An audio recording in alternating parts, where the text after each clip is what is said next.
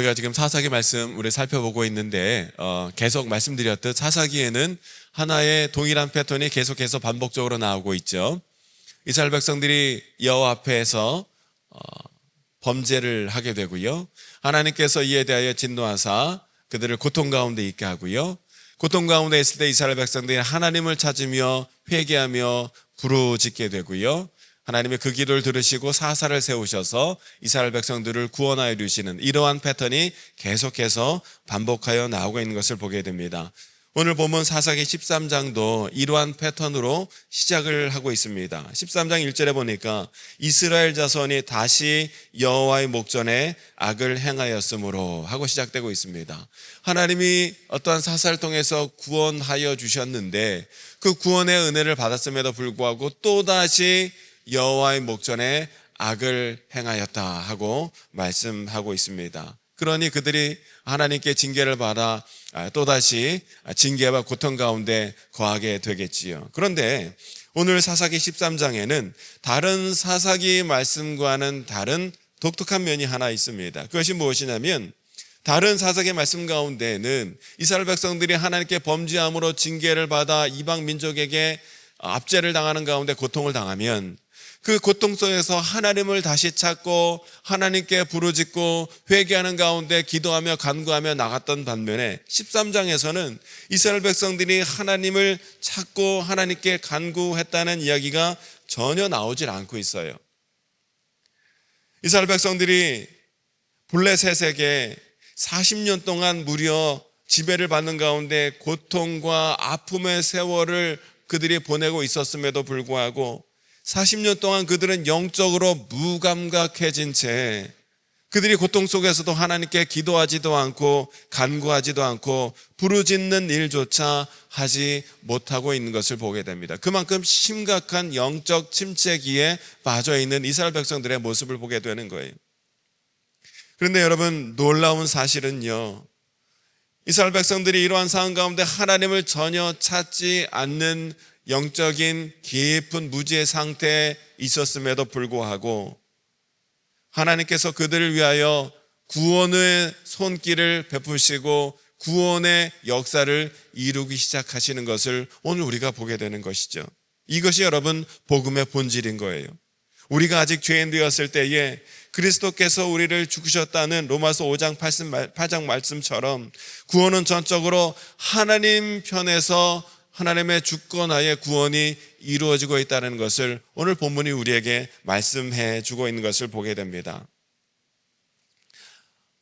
정말 하나님께서 우리에게 먼저 다가와 구원의 은혜를 베풀어 주셨다는 것이죠. 에베소서 2장 8절에도 말씀하시기를 너희가 은혜로 구원을 받았으니 이것은 너희에게서 난 것이 아니요 하나님의 선물이라 하고 말씀하고 있습니다. 우리는 아무런 공로가 없으나 주님이 먼저 우리에게 다가오사 구원의 은혜를 베풀어 주셨다라는 것을 오늘 우리가 말씀을 통해서 다시 한번 깨닫게 되는 거예요.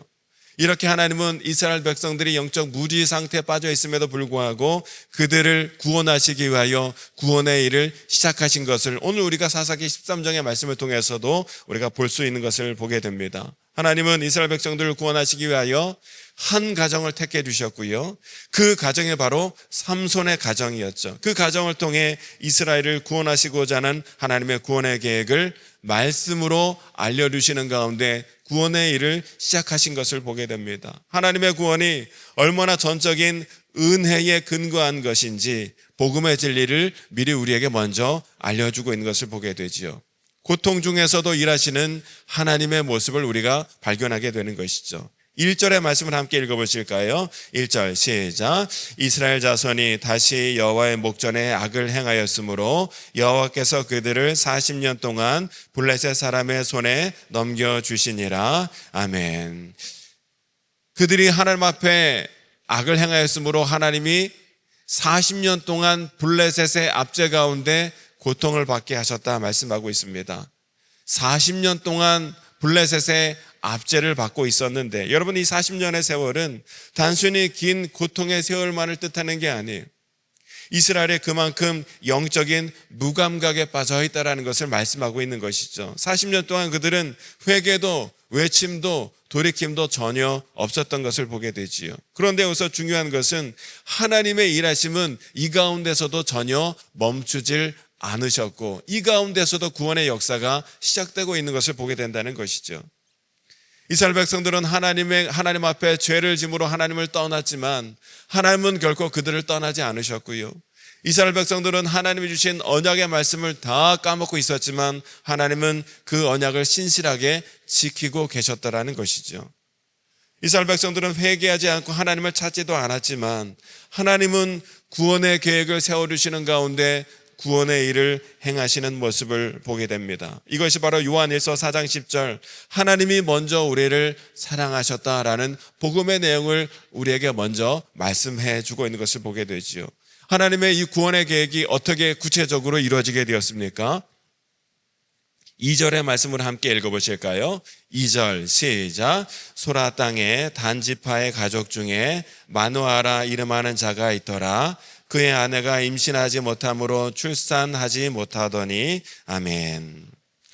하나님의 구원의 역사가 한 가정을 통해서 지금 이루어지고 시작되고 있는 것을 보게 되는데 하나님의 택한 그 가정은 어떤 가정이었습니까? 삼손의 가정이었는데 이 삼손의 가정은 불임의 가정이었어요. 삼손의 어머니가 아이를 낳지 못하는 불임의 상태에 있었던 것을 보게 되지요. 여러분 고대 사회에서 자녀를 출산하지 못한다는 것은 너무나 큰 수치였고 이거는 가문이 끊어지는 것이었기 때문에 얼마나 큰 비극이요 고통이 아닐지 모른다는 것이죠. 그러나 하나님은 이러한 불가능의 자리에서 하나님의 구원의 역사를 시작하시더라는 거예요. 성경에 보면 위대한 주님의 구원의 역사는 늘 이러한 인간의 불가능의 자리에서 시작되고 있는 것을 우리가 보게 됩니다. 아브라함과 사라도 그렇고요. 한나의 경우도 그렇고요. 세례 요한 부모 사가랴와 엘리사벳도 그렇고요.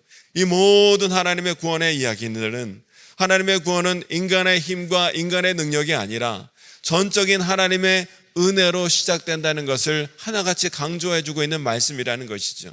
그리고 그 모든 것들의 절정은 예수님께서 동정녀 마리아에게서 탄생하신 데서 절정이 되고 있는 것을 보게 되죠. 하나님의 구원의 역사는 인간의 불가능한 자리, 인간의 가능성을 넘어서는 곳에서 하나님의 구원의 역사, 주님의 은혜가 시작되고 있다는 것이죠. 여러분 우리의 삶도 마찬가지입니다. 우리는 스스로 구원할 수 없는 그런 연약한 존재들이에요. 그러나 하나님은 우리의 연약함, 우리의 실패, 우리의 무능력 속에서 하나님의 구원의 역사, 하나님의 은혜의 역사를 시작하고 계신다는 사실을 오늘 우리가 기억해야 될 줄로 믿습니다. 우리의 한계는 오히려 하나님의 역사와 하나님의 능력이 나타나는 무대가 된다는 사실이에요. 불가능한 상태인 삼손 가정에 하나님의 구원의 소식, 복된 소식이 들려지게 되었지요. 5절 말씀을 함께 읽어보실까요? 5절 시작. 보라 내가 임신하여 아들을 낳으리니 그의 머리 위에 삭도를 대지 말라. 이 아이는 태에서 나옴으로부터 하나님께 바쳐진 나실인이 됨이라. 그가 블레셋 사람의 손에서 이스라엘을 구원하기 시작하리라 하시니 아멘. 불임의 상태인 삼손의 가정에 아들을 낳게 될 것이다 라는 소식이 전해지게 되었고 이 아이는 나실인이다 라는 말씀이 주어졌습니다. 삼손은 나실인으로 태어난 거예요. 나실인이란 특별히 하나님께 거룩하게 구별된 사람을 뜻합니다. 민수기 6장의 말씀에 따르면 나실인은요 포도주와 독주를 멀리해야 하고 머리카락도 자르지 않아야 하고 죽은 자와 접촉하지도 않아야 하는 많은 규례를 철저하게 지켜야 했음을 보게 되지요. 이것은 단순히 어떤 금욕적인 규칙이 아니라 하나님께 온전히 헌신된 자라는 것을 뜻하는 말씀이었어요. 하나님께 온전히 드려진 자이기에 거룩하게 구별된 삶이 있어야 하는데 그것이 바로 나실인이었다라는 것이죠. 여러분 우리도 그리스도 안에서 거룩하게 구별된 자인 줄로 믿습니다. 베드로전서 2장 9절에서 말씀하시기를 너희는 택하신 족속이요 왕같은 제사장들이요 거룩한 나라요 그의 소유된 백성이라 하고 우리에게 말씀하고 있어요.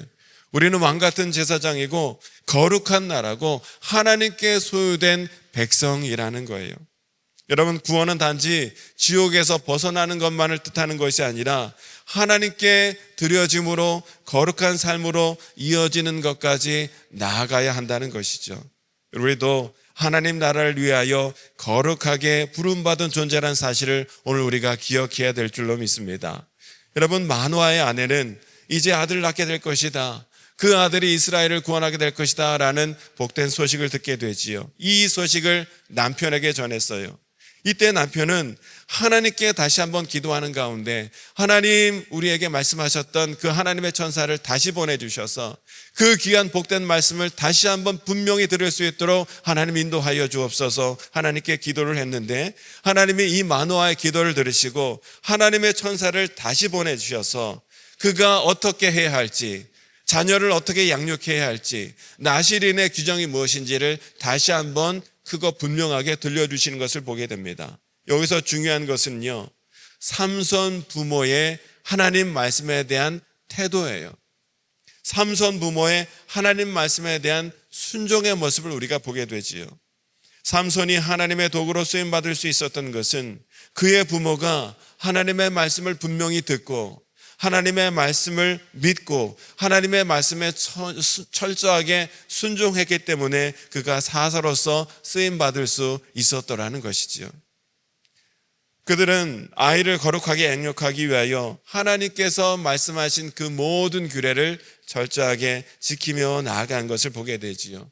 구원의 은혜와 구원의 역사는 이렇게 하나님의 말씀에 온전히 반응할 때, 주의 말씀을 듣고 믿고 그 말씀대로 행할 때에 구원의 역사가 우리의 삶의 자리 가운데 나타나게 된다는 것을 우리가 다시 한번 깨닫게 됩니다. 오늘 우리의 삶도 마찬가지지요. 하나님의 말씀은요, 단순히 듣는 데서 그치는 것이 아니라 하나님의 말씀을 실제 삶의 자리 가운데 적용하며 순종하며 나아갈 때에 하나님의 뜻이, 하나님의 능력이, 하나님의 역사가 말씀에 순종하는 성도의 삶의 자리 가운데 오늘도 임하게 되리라는 거예요. 야고보서 1장 22절에 말씀하고 있습니다. 너희는 말씀을 행하는 자가 되고 듣기만 하여 자신을 속이는 자가 되지 말라 하고 말씀하고 있습니다. 말씀을 듣기만 하면 자신을 속이는 자라는 거예요. 말씀을 듣기만 하는 것이 아니라 말씀을 듣고 행하는 자가 되어야 하리라는 것이죠. 오늘 저와 여러분은 말씀을 듣는 데서 그치는 것이 아니라 말씀을 듣고 온전히 행하는 가운데 하나님이 행하시는 놀라운 역사를 누리며 나아가는 거룩한 성도가 되시기를 주님의 이름으로 축원합니다. 그러나 여러분, 안타깝게도 삼손은 이렇게 하나님이 세우신 사사였음에도 불구하고 이 삼손은 사사로서의 사명을 끝까지 온전히 감당하지 못한 것을 보게 되지요. 왜 그렇습니까? 이 사사가 정작 본인이 하나님의 거룩한 영에 민감하게 반응한 가운데 하나님의 영에 인도함 받는 삶을 살려 하기보다는 육신의 소욕에 따라 사는 삶을 살았기에 끝까지 사사로서의 온전한 사명을 감당하지 못하고 있었던 것을 보게 되지요. 부모가 말씀에 순종하는 가운데 말씀으로 그를 키우고자 노력했음에도 불구하고 정작 이 아들 삼손이 하나님의 말씀에, 하나님의 거룩에 전혀 관심을 기울이지 못했더라는 거예요. 비록 삼손은 사사로서 그가 가진 힘으로, 하나님이 주신 힘으로 이스라엘을 부분적으로 구원은 했으나 완전한 구원자의 사명은 감당하지 못했더라는 것이죠. 왜 그랬습니까? 그가 거룩에 실패했기 때문이라는 거예요. 그의 삶에는 하나님의 힘과 능력이 있었지만 그는 하나님의 성령에 끝까지 민감하게 반응한 것이 아니라 인간의 소욕에 따라 살았기에 인간의 연약함과 실수가 많이 있었더라는 거예요.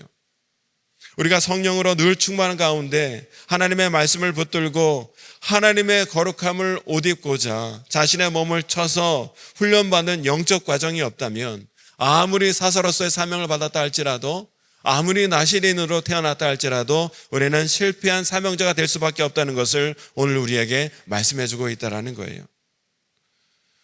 비록 오늘 본문의 말씀은 불완전한 사사의 말씀을 기록하고 있지만 그러나 여러분, 우리가 삼손이 사사로서의 사명을 실패했다고 해서 우리가 전혀 실망한 이유는 없습니다. 왜 그러냐면 삼손의 모든 삶의 이야기는 완전한 구원자 예수 그리스도를 예표하고 있는 말씀이기 때문에 그렇다는 것이죠. 삼손은 불완전한 구원자라 출생했지만 예수 그리스도께서는요, 완전한 나시린, 완전한 구원자, 완전한 메시아로 이 땅에 오셨다는 것을 이 삼손의 이야기가 예표하고 있는 것을 보게 됩니다.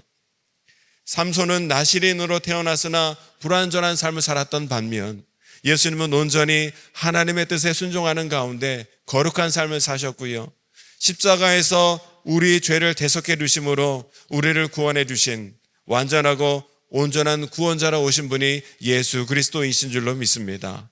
삼손은 자신의 죽음으로 몇 무리의 블레셋 사람들을 죽였을 뿐이지만, 무너뜨렸을 뿐이지만, 예수님은 십자가에 죽으심으로 우리 모두를 구원해 주시고 영원한 생명을 주신 완전하고 온전한 구원자로 오신 분이 바로 예수 그리스도시라는 거예요.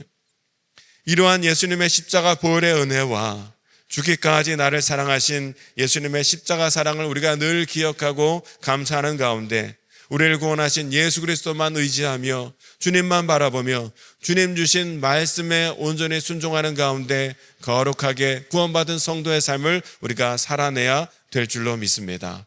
오늘 말씀은요, 우리에게 여러 가지로 교훈하고 있어요. 하나님의 구원의 역사는 전적인 하나님의 은혜로 시작되었다는 것을 우리에게 말씀해 주고 있고요, 우리의 상태가 회개하지 못할 정도로 무너져 있다 할지라도 하나님은 여전히 우리를 위하여 일하고 계신다는 것을 말씀해 주고 있고요, 하나님의 능력은 우리의 한계와 연약함 가운데서 나타난다는 것을 말씀해 주고 있고요, 불임의 여인을 통해 삼손을 주셨듯 우리의 불가능한 삶 속에서 하나님의 구원의 역사가 시작된다는 것을 우리에게 말씀하고 있고, 구원받은 자는 하나님의 말씀에 순종함으로 거룩하게 살아야 한다는 것을 오늘 우리에게 말씀하고 있는 것을 보게 됩니다. 여러분, 우리는 그리스도의 피값으로 세상과 구별된 거룩한 존재로 세움받은 줄로 믿습니다. 그러한 오늘도 우리가 살아갈 것은 하나님의 말씀을 듣고 하나님의 말씀을 붙드는 가운데 온전히 순종하며 나아갈 때에 우리는 하나님의